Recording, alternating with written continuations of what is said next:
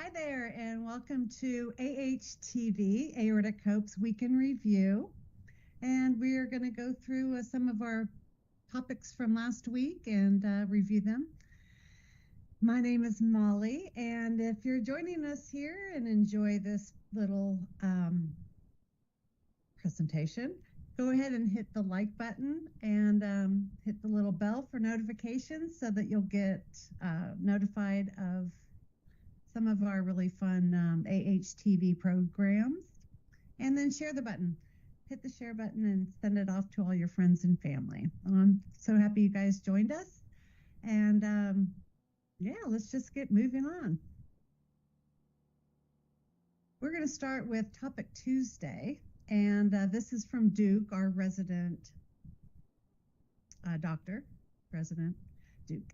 Hi everyone, we hope your week has been off to a great start so far. Today we will be going over a fairly niche topic, deep hypothermic circulatory arrest, which is a technique often employed in cardiac surgery and even more specifically in surgeries involving the aorta. Deep hypothermic circulatory arrest is a technique used primarily in cardiac procedures to temporarily stop blood circulation and significantly lower body temperature. This method allows surgeons to perform complex surgeries on the heart, aorta, and brain by providing a bloodless field and protecting the organs from ischemic damage. Here's a description of the process, indications, and implications of DHCA. To start, it's the induction of hypothermia. In preparation, the patient is prepared for surgery, and standard procedures such as anesthesia induction and intubation are performed. We move on to cooling. The patient's body temperature is gradually reduced using external cooling techniques, for example, cooling blankets, and internal cooling methods, most commonly through cardiopulmonary bypass, CPB, with a heat exchanger. The goal is to lower the core body temperature to around 18 to 20 degrees Celsius, which is approximately 64 to 68 degrees Fahrenheit. Cooling the body decreases metabolic rate and oxygen demand, which helps protect tissues during the period of circulatory arrest. So now we move on to circulatory arrest, stopping the blood flow. Once the target temperature is reached, the heart-lung machine, the cardiopulmonary bypass, is turned off and blood circulation is stopped. At this point, the patient's brain and other vital organs are not receiving blood flow. The surgeon then performs the required surgical intervention. During this time, the lack of blood flow and lowered metabolic rate due to hypothermia protect the organs, particularly the brain, from any damage. The duration of circulatory arrest is typically kept within 30 to 45 minutes to minimize the risk of complications, although longer periods can sometimes be managed with additional protective strategies. Rewarming and reperfusion. Resuming circulation after the surgical procedure is completed. Blood flow is gradually restored. The patient is slowly rewarmed using the cardiopulmonary bypass machine, bringing the body temperature back to normal. Vital signs are monitored and organ functions are closely monitored throughout the rewarming process to detect any potential issues such as reperfusion injury or hemodynamic instability. Indications for DHCA. DHCA is employed in various complex surgical procedures where temporary cessation of blood flow is necessary, such as aortic arch surgery. Repairs of aneurysms or dissections in the aortic arch often require DHCA to allow surgeons to work in a bloodless field. Congenital heart defects. Certain pediatric heart surgeries utilize DHCA.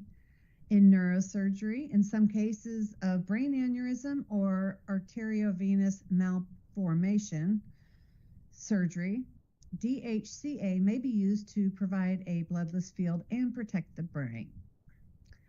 cardiopulmonary procedures, DHCA can also be used in other cardiac surgeries where blood flow to the brain and other organs need to be temporarily halted. The risks and complications of DHCA. Despite the benefits, it carries certain risks and potential complications, such as neurological complications.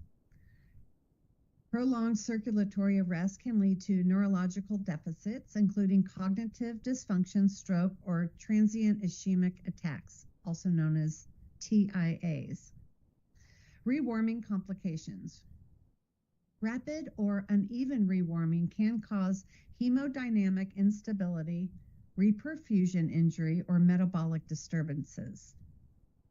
Infection. As with any major surgical procedure, there is a risk of infection. And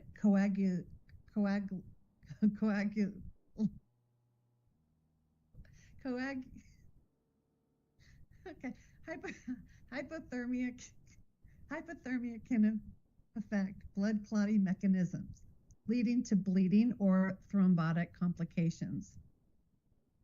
In conclusion, DHCA is a valuable technique in modern surgery, allowing for the successful completion of highly complex procedures that would otherwise be impossible.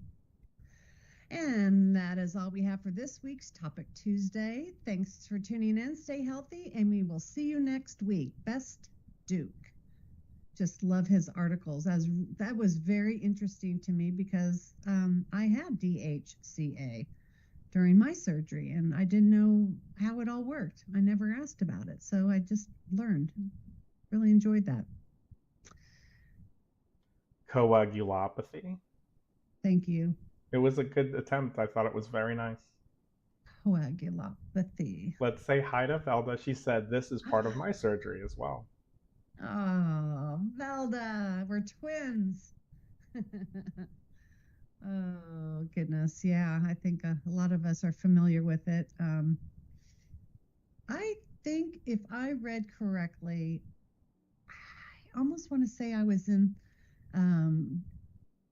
a circulatory arrest for about, I think, 18 minutes, but that doesn't seem like very long. So I'd have to look through my notes again and see how long I was put on that.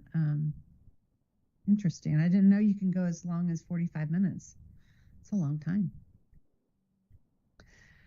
All right, let's move on to Therapeutic Thursday. Board games aren't just for those rainy days when the power's out and you've finished all the books on your shelf. They're a treasure trove of benefits wrapped in a box of fun, especially in really hot weather. First off, they're like a gym for your brain, giving your gray matter a workout with every roll of the dice. They are the social butterflies of the gaming world, bringing people together faster than you can say Monopoly, and creating bonds over battleships and bankruptcies. And let's not forget the laughter. Board games are the secret ingredient to turning frowns upside down and making memories that stick longer than gum under a school desk. Plus, they're a sneaky way to learn patience and strategy, all while pretending to be a real estate mogul or a detective solving a mystery. So dust off that game of Clue, gather your friends or family, and get ready to reap the rewards that come from conquering the board game world, one playful piece at a time. Who knew that world domination could be so beneficial? What is your favorite board game? Josh? I hate board games. I play video games because it's less cleanup. I don't have to worry about pieces or paper or wondering what the rules are. I can just boot it up the game. I can find everything I need to find right in front of me. And then when I turn the game off, no cleanup, zero cleanup. Poker is probably my favorite board game. Which one? Poker. Do they consider cards board games? Maybe not. I don't know. No. It's a game, but it's not a board. What about as a kid? Did you play them as a kid? Actually, you know what? Now that there's a game that I can never remember the name of. It's got you have to go all the way around the board and you can block off path. No, that's not what it's called. Parcheesi? No, I don't know what it's called. But like if you land on the same thing, you can send that guy all the way back to home. The whole point is to go all the way around the board and then go up the ramp, and you have to roll a particular number just to get inside of the winning circle because you can't roll over. I can't remember what the name is called, but my Yeah, buddy's it family sounds plays good. it with the kids, and they always make everybody gamble $1. So at the end of the game, somebody's walking away with some money. It's hilarious. They're fun people. Oh, I think board games are fun. We play them around the holidays, and what's the one we've been playing? Mexican Train, I think it is. It's really good. Go on. It's good. It's just dominoes, tiles, colors, numbers, matching up, and it's fun. It's fun. It's fun. You There's know another what? one You called know what? Probably Dungeons and Dragons. Yeah. That makes sense. That makes I have a sense. buddy who plays Warhammer 40,000, and he'll lose an entire weekend to that game. Well, who does he play with? His wife, his kids, like that's like a giant, massive war game. It's I don't know. They do all of the things where they get together and paint the figurines. They build Oh, like a war map, textured. I don't know.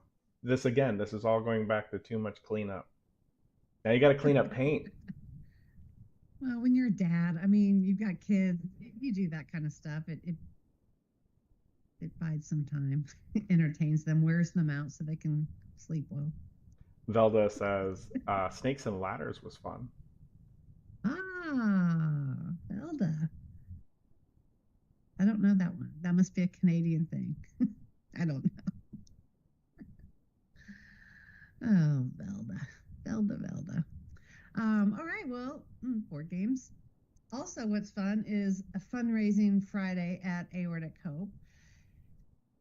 It's a hot start to summer and the perfect time to grab some summer swag. Starting today, starting last week until tomorrow, it ends tomorrow. Click the redeem button at the top of the page for free shipping for your entire purchase. New items such as tank tops are in the shop. It's at aortic-hope-shop.myspreadshop.com. And it's right here on the Aortic Hope website. Don't delay, grab some swag today and start a conversation about aortic disease. There are a lot of neat things in there. And anytime I wear my hat or my shirt, I do have people ask about it. So it is a great conversation starter and a way to share, what aortic hope is all about, aortic disease. And who knows, you might run into somebody who is part of aortic hope and you just happen upon each other and you're wearing the swag. But this is a great time to buy some things with the free shipping, to save some money here. It's perfect timing. But don't delay. It is over with tomorrow. So get it today. Spreadshop is so good about putting sales on for us without our intervention. I love that. We can just like go in there and it'll tell us you've got this sale going on or that sale, and it happens like almost weekly. It's very nice. Yeah, that is nice. Well, our Survivor Series Saturday is my favorite, and it's so popular, and everyone just loves hearing the stories of survivors and um, their experience with dissections or aneurysms. There are caretakers that come in and tell their story from their point of view. It really, everyone has a different story, but there's always somebody that can relate to that one story. We love new content, and if you haven't done so already, go ahead and sign up. There's a little link there to sign up, and you could tell your story in live with you, Joshua. You'll have someone on live, and people can interact with you at the time. You can record it, and it'll replay at some point. You can do a written blog. That's also a easy way to do it. We do like the live events, very much so, and the video events too. Yeah, go ahead and sign up for it. You're We selling have it, girl. You're selling it. I know it's fun. I like I put these together. for everyone to enjoy on Saturdays. And I know you do the same too, Joshua. I love reading these. There's one I just received, and it's ready to go either next Saturday or the Saturday after. And it's heart wrenching. It's with a good ending. It's just such a great story um, by a guy right here in California named Eduardo Grande. And I can't wait to share that story with all of you. He was very brave to submit it. It's a great story. And I know you're working on one as well with the caregiver, Thomas Nowinter's wife, and he are doing a recorded. Yeah, she decided to re-record. It was adorable. Oh, that's cute. Well, you got to get it right. You're presenting yourself. Want to get it right. I respect that.